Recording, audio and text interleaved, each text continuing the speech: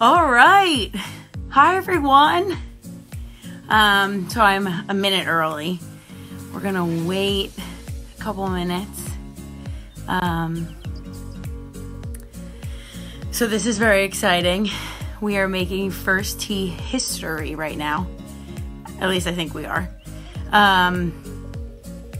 We will be having the first tee of Hawaii joining us. They're probably going to be on time at 6 o'clock. I'm just a little early because I'm really excited about this. Also wanted to make sure that we had no technical difficulties and we had time to let you guys on. All right. Let's see. Here's our request. Let's see it. Hopefully this works. Steve, how are you? Happening, Maggie. How are you? I'm good. I'm psyched that we're doing this. We're getting ready for lunch over here, and you guys are about finished with dinner time. So in my house, we eat a little later, like 7:30. So I think some people are either finishing up an early dinner or maybe getting ready for a late one. Very excited about this. I know. I'm psyched. I just can't believe that you're like halfway across the world. That's the coolest part about this.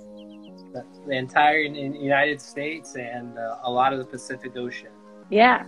How's the weather? Beautiful. I'll give you a glimpse of the nice sunny skies up there. So we have blue skies today, but it's about like 55, a little chilly. Okay, so spring. But that's okay. All right. I'm sorry. Springtime. Yep. What Sometimes we skip spring and go right to summer, but we've had some weird weather the last couple days. It'll be like 48, and then a couple days later it'll be like close to 70. So it just kind of depends on the day.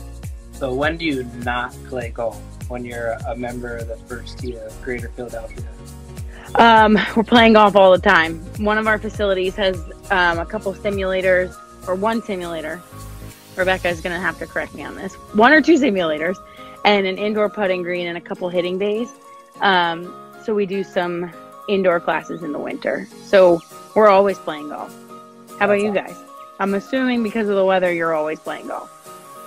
We are playing golf a lot, all year round, unless it's rainy or sometimes it gets a little windy. But besides that, we find a reason to be out on the golf course. Nice. All right. I'm a little jealous about that, but that's okay. We're still playing golf all the time, whether it's inside or outside. Love it. Love it. Okay, so I guess we have almost 10 people joining us so far. So I guess we can get started with introductions, and then we'll do our warm-up. We'll talk about sportsmanship for a little bit, and then I will hand it over to you for golf instruction. Sound good? Sounds like a plan to me. All right. So for all of those watching, I'm Coach Maggie from the first tee of Greater Philadelphia. I am fairly new to the team. I started a little less than a month ago. So very excited to be here. Weird times that we're living in to start a job, but we're making the best of it and we're having fun, which is really all that matters. I previously worked for the first tee of Greater Washington, D.C., so I am very excited to be home and working for the first tee because it's a fantastic place to be working. Awesome. That's really cool. I'm Coach Steve. I'm the program director here at the first tee of Hawaii. And the first tee of Hawaii encompasses 3 islands currently. We have 4 program locations on Oahu, 1 program location on the Kona side of the Big Island, and 1 program location at the dunes at Maui, pretty close to the airport in Maui there. So cool.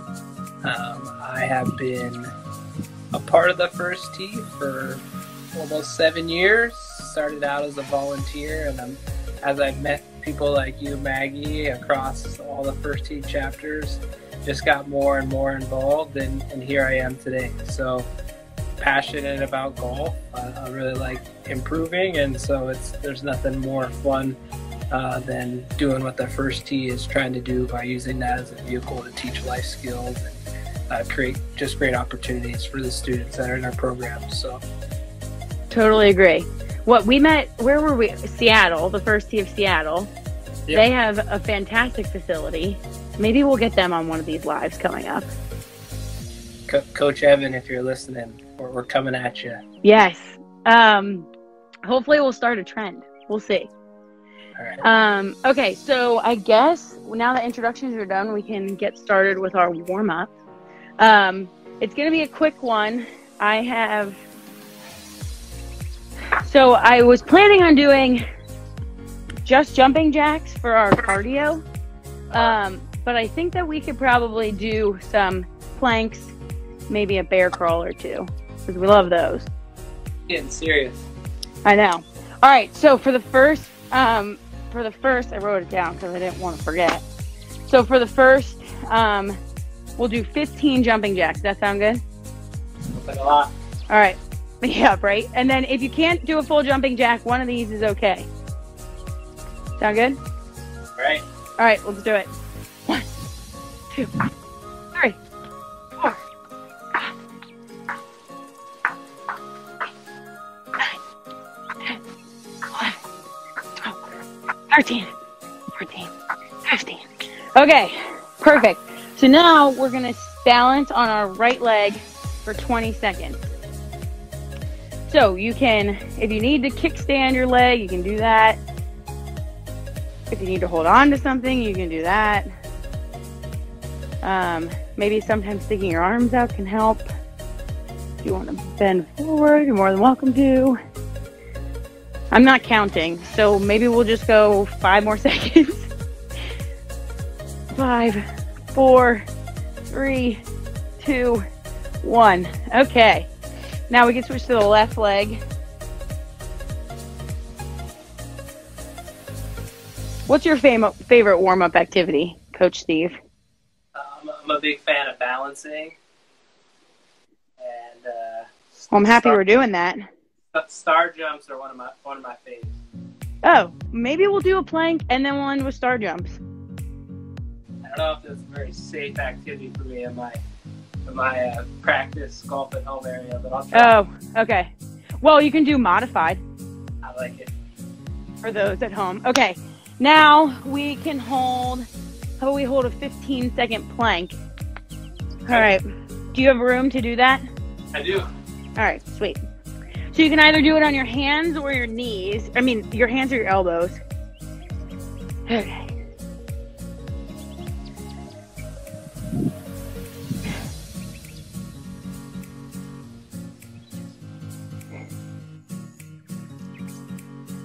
Okay. See, I got my workout in for the day, but it's always nice to get another plank in, right? Yeah, of course. Okay, so we'll do arm circles this time. Warm up arms a little bit. I know we're putting, but still might be. So you can alternate big or small. We're gonna go front or forward for like 20 seconds. I almost said we're gonna go backward and then my arms. So try and do it and stay backwards. Your arms are just gonna automatically go backwards. All right, we'll go backwards. Ooh, loosen up our shoulders. Okay, I think that's about 20 seconds, maybe. All right, you want to do, I think 15 star jumps is a lot. Want to do like 8? Sounds good. All right. I'll adjust my camera better. All right. Okay, ready? 1, 2, 3. Are you in flip-flops? 4. Of course. 5, 6, 7, 8. Did I skip any numbers? I think I counted correctly. I think so too. Okay, all right. Now, take a couple deep breaths in. We can go in through the nose, out through the mouth. We can slow our heart rate down a little bit. Our core value for today is sportsmanship. I didn't show, or I'm not practicing responsibility because I didn't bring my yardage book. Did you bring yours? I do. I have my first tee player yardage book. If you are not at the player level and you're watching this, please continue to stay tuned. We have some stuff that would be helpful for everybody. But yep, I have my player yardage book. And you said our core value today is Sportsmanship. Sportsmanship. So in our player yardage book, the core lesson is modeling sportsmanship, but it defines sportsmanship as playing by the rules, Okay. acting nice to others if you are winning or losing. Okay. So we got to be good people, whether we're winning or losing. Now, I have a question for you, Coach Maggie. Yes. And this is a fun question for me to ask as Coach Steve, but are we trying to win when we play golf? So, yes, but I think win can be defined in a bunch of different ways. So my goal when I'm playing golf is to have fun. And if I have fun, then I'm winning at golf that day. How about you? That's a good personal par. I have some comments in the wrap up that we'll talk about. Okay. But I always like having an objective, like you talked about, a personal par. And so we'll kind of help those kind of establish their personal par with our activity. Do you want to get into the golf activity? Is that where you want to go next? Yeah, works for me. I will say I have one more comment on sportsmanship, but the coolest part about sportsmanship is that we get to use all the other core values while we're practicing sportsmanship. So we have to play or show respect to our teammates and our officials, courtesy to our officials, even if we don't necessarily agree with what they're calling, which is like 95% of the time when I'm watching the Eagles on TV, but that's okay. You're a Steelers fan? Of course. Okay, I went to Pitt, so spent 4 years in the Steel City, which is a fantastic place. But anyway, so I would say that we just need to make sure that we're always showing courtesy and being nice and showing respect, whether we are winning or losing. Love it. So going back onto the yardage book, like you asked me to bring for class today, so that's exactly what the first point says. The second point also says following the rules no matter how he or she is playing. Oh.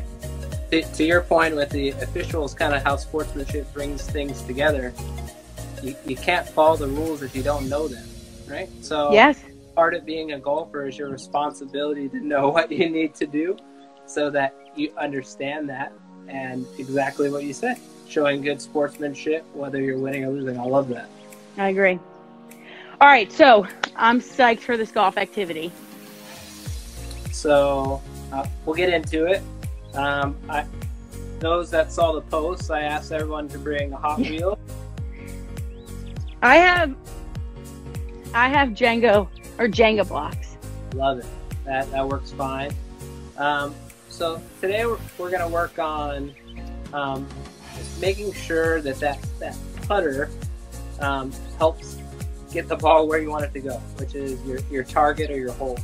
And so for us at home, if you have something cool like this that you can put into, or I'm very fortunate to have a practice green near my house that I can practice on, and that's where I'm going to be doing the demonstration. That's we're going cool. to set up today's drill with Hot Wheels. And so the most important thing with the Hot Wheels or Jenga blocks like you have there is to have two, because we're going to set up a gate to help us kind of get set up for our putter. For us, and we all know this at the first tee, the part that hits the golf ball is the face of our putter. And so what we're going to do is we're going to use these Hot Wheels to help, after we've picked our target, to help to make sure our face is lined up and we're ready to swing at our target. So the first step of the drill, and I'm going to kind of scoot down this way, is to use your Hot Wheels and set up a gate wide enough for that putter to freely go through. To give yourself some visual components of where that putter needs to go when you're swinging your swing, whatever your swing is. This is a putter fundamental lesson. It's a golf drill lesson. And so this gate, wide enough to let that putter freely go through, making sure that it's in line with the target that you want your ball to travel down. So I'm going to hit a couple putts like this on each one of these sets of the drill. Since you're at home and you're probably watching a lot of TV, my challenge for everyone at home is to see how many in a row they can make at these different steps. So I'm going to put the camera down. So first step, like I mentioned, is setting up a gate wide enough for the putter to freely travel through. So I'm gonna scoot this down on the back side of the hole so you can see what that looks like when the putter's swinging.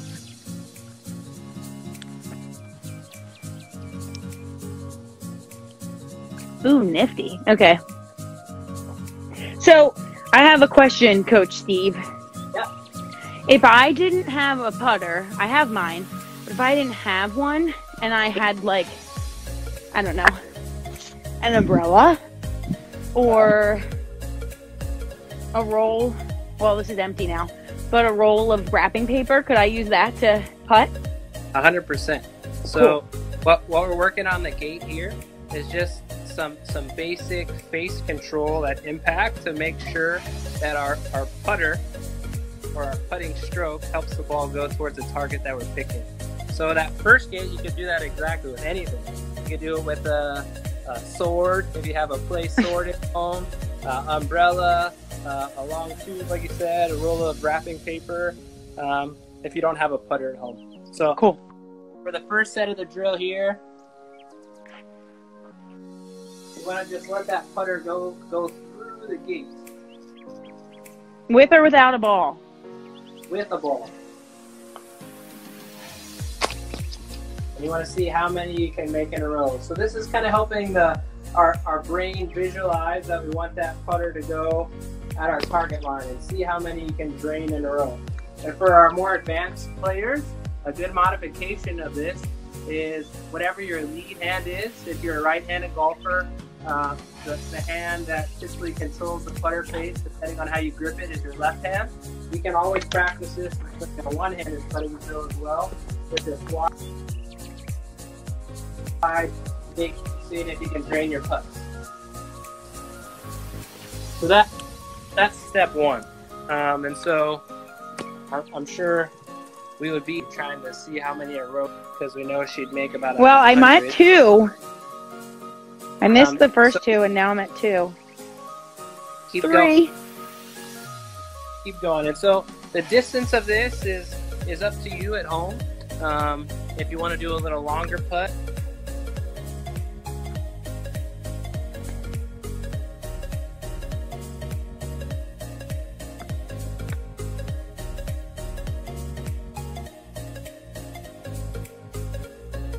all right, I can't hear you, but I can see you fine. I just can't hear you. Hold on a minute. I can hear you. I can't see you. All right, hold on a minute. I can see you. Oh, I just can't hear you.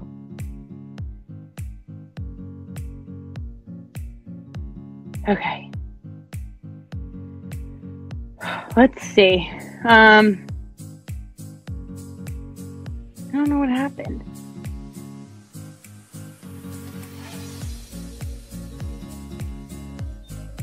Let's try this.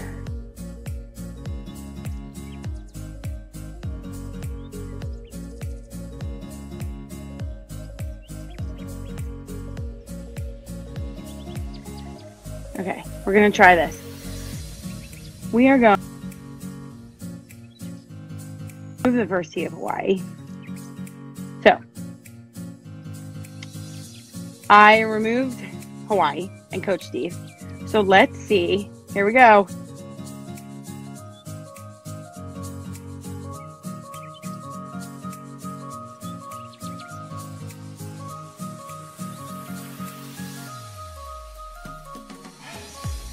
Yes. Are you there? We're back. Can you hear me now? Okay. Yeah, I can hear you now. Okay. Only So some those- minor technical difficulties. That's okay. Okay. If that happens again, we'll just do the same thing. Yeah, sounds like a plan. All right, cool. The first set, just a review of our putting drill, is, and I'm going to kind of go down the line here, is setting up a gate wide enough for that putter to freely travel through to be able to visualize our target before we drain our putt. The next step is utilizing our putter head and making it a little bit more challenging. And we're going to use our putter head here, and we're going to actually use it to move our gate a little bit smaller. And we're still going to allow enough space for that putter to move through here, but we're going to make it a little bit more difficult, challenging ourselves to keep that face at whatever target we pick with our gate. Does that make sense, Coach Maggie? Absolutely. 100%. All right, so same outcome or same goal. We're going to see how many we can make in a row with that smaller gate, challenging you to keep that putter.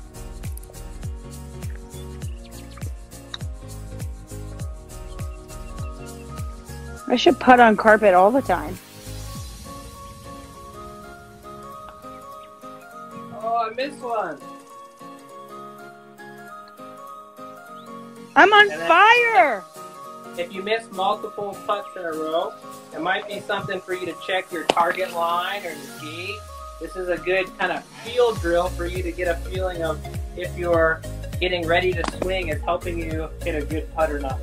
So that putter should be able to freely travel through. It shouldn't be that challenging to get it through the spot to drain your putt. Once again, for our more experienced players or our a little bit more skilled players, go ahead and do this with one hand. Your front hand, or your feed hand, your back hand, depending on how you putt. And see if you can drain them the same way, challenging that putter to kind of get through it. How's it going over there, Coach Maggie? Well, I had 3 in a row, and then my next one, I got a little cocky. And I said I should always putt on carpet, and then the ball went underneath the couch. So. There.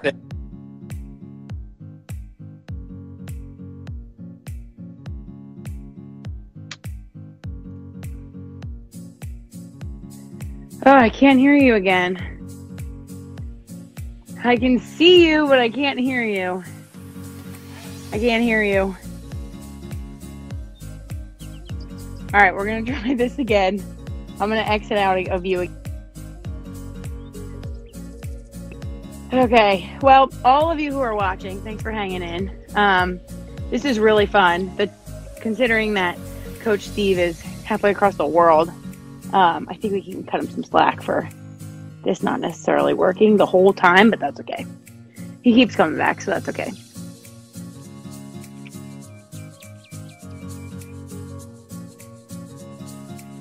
All right, you there? I am. Can you hear me now? Okay. Yep. So, It's like that TV commercial. Can you hear me now? I think as I move around more, my phone does not like all the movement here from the Okay. connection. All right. So what is there another step of the drill that maybe I can show so that we don't lose you again? Yeah. So go ahead and bring the club up to your Jenga blocks that you have there. Okay. And so on the last set of the drill, we had allowed just enough space for that putter head to freely move through there. But we made it kind of a tight fit to kind of challenge ourselves to keep that. The final step, if you want to bring your can see,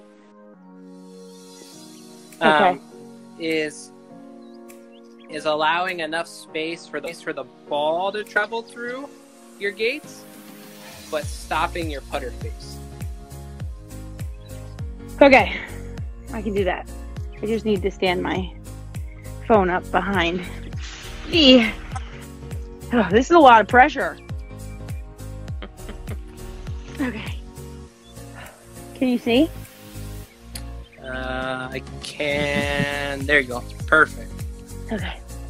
I like your carpet golf hole there. It looks great. Thank you. All right. So I want the ball behind it, and then, right? Yep. So I would give yourself just, that's good. Allow the ball enough space to get through there. Okay. And go ahead and just line up there and just take a putt. And it's gonna stop your face. So depending on what you're using and how heavy it is, it may or may not move. Feeling of it gives you a feeling of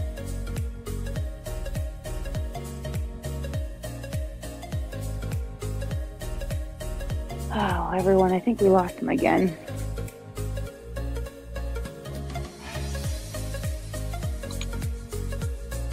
I'm not swinging hard enough.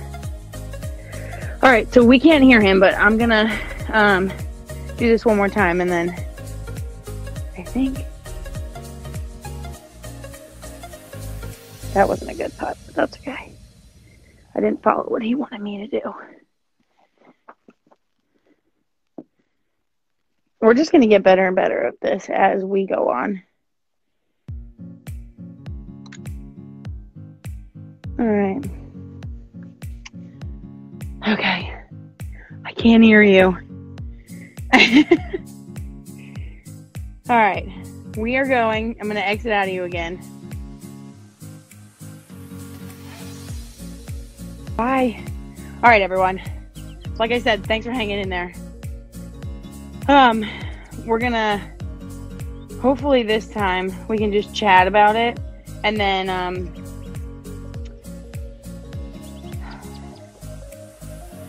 we'll have our Q&A, so if anyone has any questions.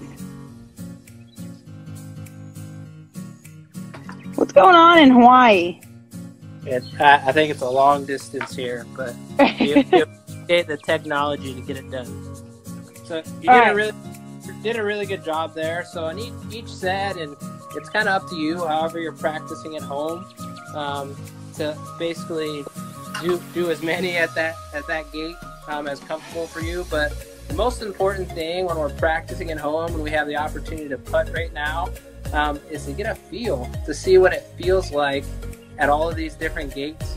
If your body's screaming at you and saying, I don't like this, or if it feels natural, and take that kind of time to kind of evaluate your own game to see what it's like to hit a putt on line that you picked in your pre-shot routine, or as you set up your target. Really important to be able to do that. Cool. All right, I like that drill. It was fun. One more variation. As you putt around your house, as everyone has been, you'll probably notice some breaks in your floor, in your carpet. I have a break here on the putting green that I get to practice on, this artificial one. Another thing you can do with the Hot Wheels is whatever that break line is. One of the things that I like to remind students of is that you really can't make a putt that you miss on the low side. And so as you practice your visualization of your lines, you can use these Hot Wheels if you identify a break to put that right on the break line of where you would miss the putt outside the hole. And when you're using those Hot Wheels, you can keep that ball on the inside or outside of those Hot Wheels after you kind of get more control of your face to see how many you can make in a row, so that you're showing good sportsmanship when you beat all your friends when you win on the golf course, when you're able to get back out there. You make a good point. All right, go ahead. Did you have any other questions on the drill? Whether you're a player level, whether you're a parent, whether you're an adult. Golfing and staying at home is really important right now. If the golf courses aren't open and it's not safe per the medical professionals, but that doesn't mean that you don't have to practice. And I hope that you can use some of these tools here to kind of make sure your game stays sharp during this time, and get that feeling of, is this good or bad? Does this feel right or wrong? And kind of do that kind of self-reflection where we don't often have that time on the golf course. I agree. I think it's nice. I was doing we do fitness live every day at 1:00. And yesterday I was on with Coach Rebecca, and she was saying that a lot of times when we think too much on the golf course, that there's a lot to think about, but when we start to think too much, sometimes we don't play our best. So when we have all the time in the world to think right now, because we can't really do anything, we should be staying in our home. It's nice to be able to think about all these things that we don't necessarily have the time to, or just like don't really want to think about while we're playing golf. Love it. I love it. Absolutely love it. I would say, as Coach Steve, if any of the first tee of Hawaii participants are watching, or anyone else I've been lucky enough to be around and have that title, this is a really good time to feel and get feedback and challenge yourself to do that. Don't just blaze through these drills to kind of keep yourself occupied. Kind of take that time to say, hey, I can get better, and this is how. You have time to do that. So I agree with you. All right, so do you want to wrap up and then we can get into our Q&A? I will. I would love to. So for those that are just joining us, or those that have been with us the whole time, our core value today was sportsmanship. And I'm going to pull out my player yardage book and just kind of read real quickly what that was again. Our definition for that: playing by the rules and acting nice to others no matter if you are winning or losing. Now, myself, through this time and staying at home, I've been fortunate enough to listen to a lot of podcasts, as I'm sure a lot of people that are watching this have. And one of the interesting things that I heard was playing partner with Mr. Palmer. And so one of the things that Mr. Palmer is known for throughout this is how nice he was. I'm sure being in Philadelphia and the area that you guys are, there's plenty of Mr. Palmer stories that you're lucky enough to know and experience. I was being interviewed on the podcast. Basically said when he's on the golf course, he's trying to just kick whoever butt he's playing against too, and he's not stopping until it's over. And I love how you opened in your warm up. Setting your personal par is really important. If your personal par, like you said, Coach Maggie, is to have fun. And so sportsmanship, whether you're winning or losing, playing whether you're winning or losing is really important, and having that personal par helps that. If your personal par is to have fun, keep that going, and show good sportsmanship. Of course, that are out there to have fun, but it's our job, sportsmanship, and kind of model that to other people. Are trying to be a tournament golfer, a college golfer, an elite golfer. Don't feel bad about trying to win, and try as hard as you can to win. But whether you win, carry yourself through that situation, and that's what our sportsmanship core is about today. It's not about just everyone kind of getting a high five because they did something. You have to establish what good sportsmanship and what winning or losing is for you. Back to the other golfers that you're with, whether it's in a tournament, whether you're playing with your grandma or grandpa, and sportsmanship is really how you're going to model, and how you're going to other people that you care, and that you love this game that we get to play. I think that was very well said. Can you hear me? Yes, I can. Thank God. Okay. Do you have? Can you hear me? Yeah. Okay. All right. So, if anyone has any questions that they'd like either of us to answer about the first tee of Philadelphia, Greater Philadelphia, or the first tee of Hawaii, you guys can throw them in the comments. So I will start though. Coach Steve, one of our staff members, asked Coach Anthony. He asked if you operate any golf courses, and if not, where do you find it best to hold your programming? So we don't operate any golf courses. So as I mentioned in kind of my intro, we are kind of all across the island of Oahu and in Maui. The courses are courses around where we do our program sites, offer opportunities for kids to get on the course.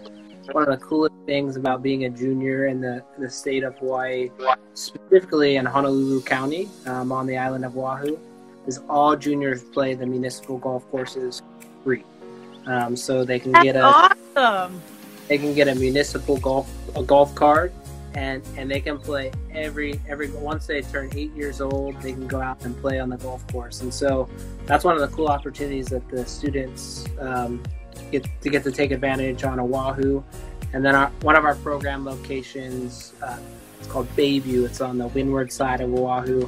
Allows first tee students to go play for free Saturday afternoons after our first tee class. So all the program locations can come out there and play. That's great. That's so cool. Yeah, a lot of fun.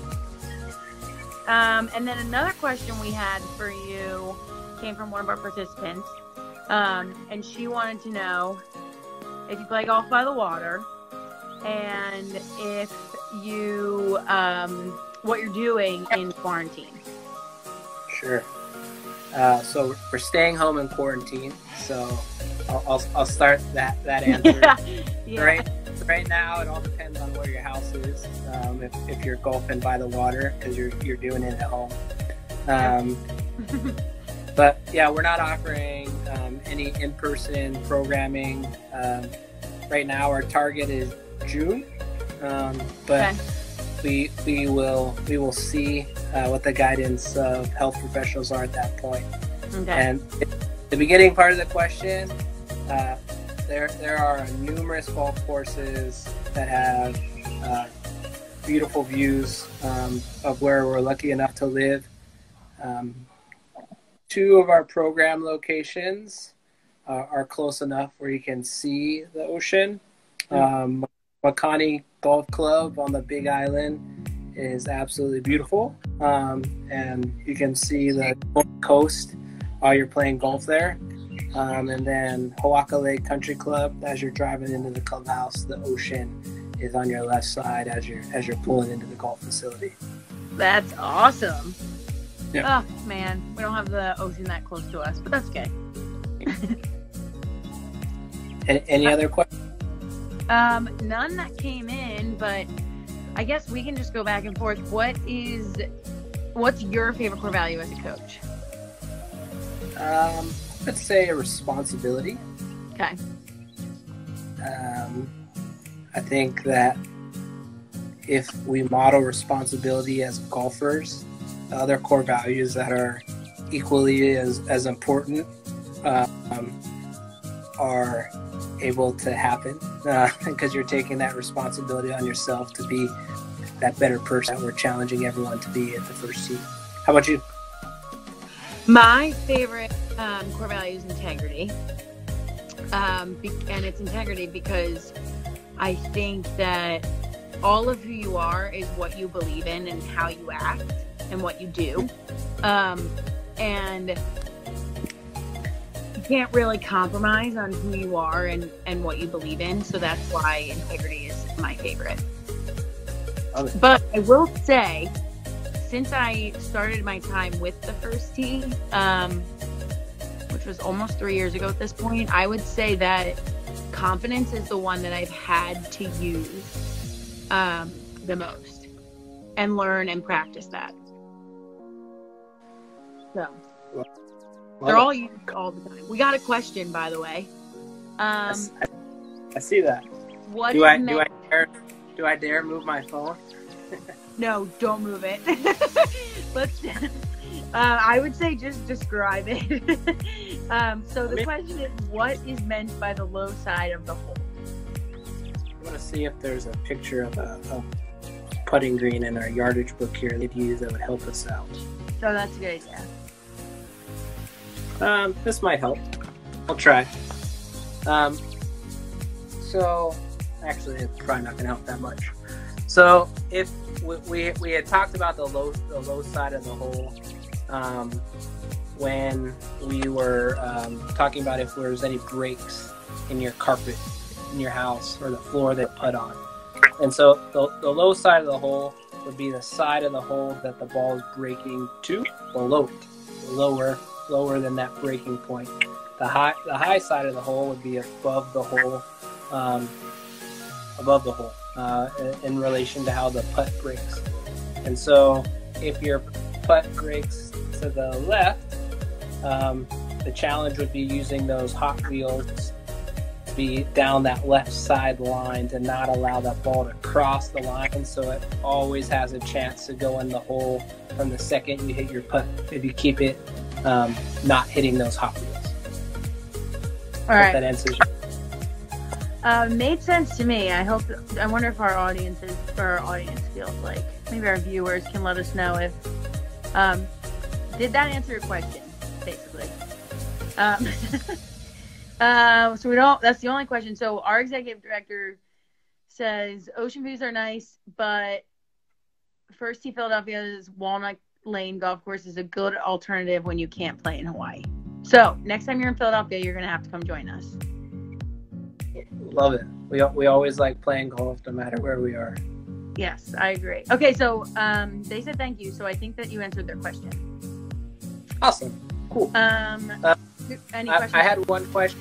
Yeah, I had one question for the First Tee of Philadelphia. So we had mentioned in our intros that weather here is nice most of the time, and so we can play golf year round.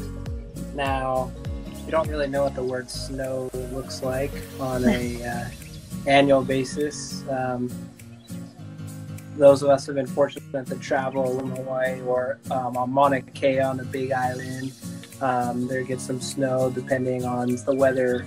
But what do you guys do in the winter for playing golf? For us, the winter means we get to play more golf. Yeah, so one of our facilities has a simulator and a couple hitting bays and an indoor putting green. So we hold a simulator league there and some practices where kids can come visit and use that facility in the wintertime when it's cold and we can't necessarily go outside. And then we also host a few fitness classes in the winter just to keep our bodies ready and moving when the time comes that we can go outside. I will say there is a rare day at some point in the winter now where it's like 65 and everyone's playing golf when it's 65 in December. So there are rare days when you can get around in, but otherwise we're inside just practicing and keeping our bodies moving so that once it's time to go outside, we can. Love it. We got a question. Okay, what is your favorite golf club in your bag? You can go first. You're first. Oh, I'm first. Okay. I love my 54-degree wedge. I have that in my hand all the time that I can. It's my favorite club. I love all the things you can do with it, and that's my answer. So I was going to say my sand wedge. And basically, I always have it. I agree. But mine. That sounds like the next video is a chip off. So. Oh, maybe. My sandwich is 55 degrees though. It's a little different. All right. No, keep the questions coming, people. We have, hold on, let me see what time it is. Let's do a time check. We have like 10-ish more minutes. So if you have a question, make sure to submit it. We'll happily answer your questions. So I guess the question I have for you, Coach Steve, would be, what is the coolest place or thing you've gotten to do during your time at the First Tee of Hawaii? So our chapter has been around since 2018. So we just got 2 years under our belt. And so one of the coolest things I've been able to do and go play on the golf course with our birdie level participants and offer birdie level classes. Cool. It is an absolute joy for me to be out on the golf course and being there while people are learning how to play. It's even more fun when our participants are challenging me and kicking my butt in my own game. And that's just been the coolest thing that I've been able to be a part of. I think that's a solid thing. I think, so in my time as a coach, I taught a lot of player level classes, and then I previously taught like a par and above class. And I think the greatest part about coaching in general is just that when you're trying to teach a skill or even a core value, and a participant successfully executes what they're trying to do after they've been persevering and trying and trying and trying, once they have successfully executed, and not even my joy as a coach, seeing their joy in accomplishing something is really, really exciting. That's awesome. I think that's my favorite. Now, I just kind of curious question. In your time with the First Tee, we met at a First Tee level 3 training. Yep. Where we met, and so you were able to transition from a different chapter and a different state where you are currently with the First Tee of Greater Philadelphia. So your time as a coach, how does the First Tee curriculum transfer, or how do you see the ability for us to communicate and deliver a similar language and a similar golf?